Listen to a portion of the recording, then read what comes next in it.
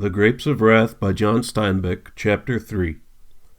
The concrete highway was edged with a mat of tangled, broken, dry grass, and the grass heads were heavy with oat beards to catch on a dog's coat, and foxtails to tangle in a horse's fetlocks, and clover burrs to fasten in sheep's wool. Sleeping life waiting to be spread and dispersed, every seed armed with an appliance of dispersal, twisting darts and parachutes for the wind, little spears and balls of tiny thorns, and all waiting for animals and for the wind, for a man's trouser cuff, or the hem of a woman's skirt, all passive but armed with appliances of activity still, but each possessed of the Anlage of movement.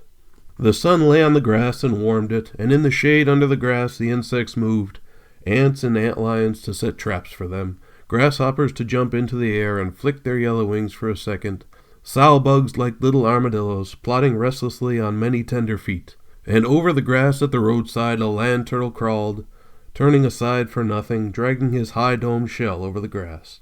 His hard legs and yellow-nailed feet threshed slowly through the grass, not really walking, but boosting and dragging his shell along. The barley beard slid off his shell, and the clover burrs fell on him and rolled to the ground. His horny beak was partly open, and his fierce, humorous eyes, under brows like fingernails, stared straight ahead.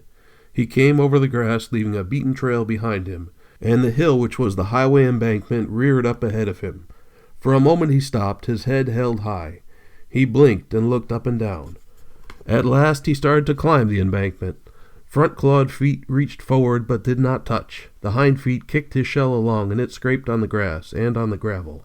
As the embankment grew steeper and steeper, the more frantic were the efforts of the land turtle.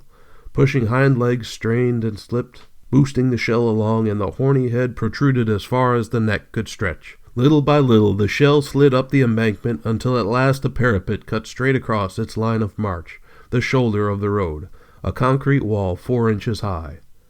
As though they worked independently, the hind legs pushed the shell against the wall.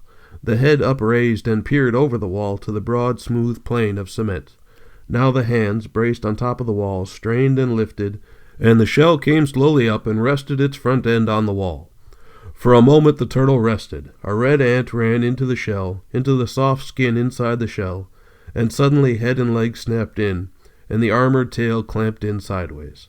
The red ant was crushed between body and legs, and one head of wild oats was clamped into the shell by a front leg. For a long moment the turtle lay still, and then the neck crept out, and the old humorous frowning eyes looked about, and the legs and tail came out. The back legs went to work, straining like elephant legs, and the shell tipped to an angle so that the front legs could not reach the level cement plain. But higher and higher the hind legs boosted it, until at last the center of balance was reached. The front tipped down, the front legs scratched at the pavement, and it was up. But the head of wild oats was held by its stem around the front legs.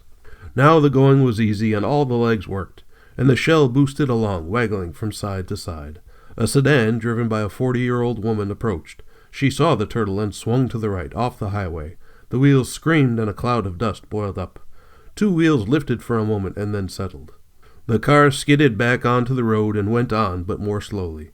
The turtle had jerked into its shell, but now it hurried on, for the highway was burning hot. And now a light truck approached, and as it came near, the driver saw the turtle and swerved to hit it. His front wheel struck the edge of the shell, flipped the turtle like a tiddlywink, spun it like a coin, and rolled it off the highway. The truck went back to its course along the right side.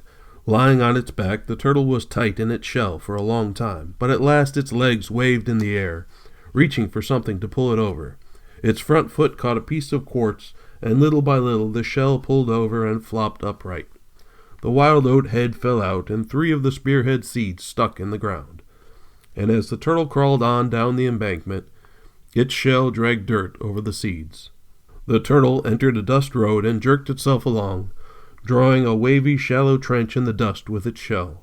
The old humorous eyes looked ahead, and the horny beak opened a little. His yellow toenails slipped a fraction in the dust.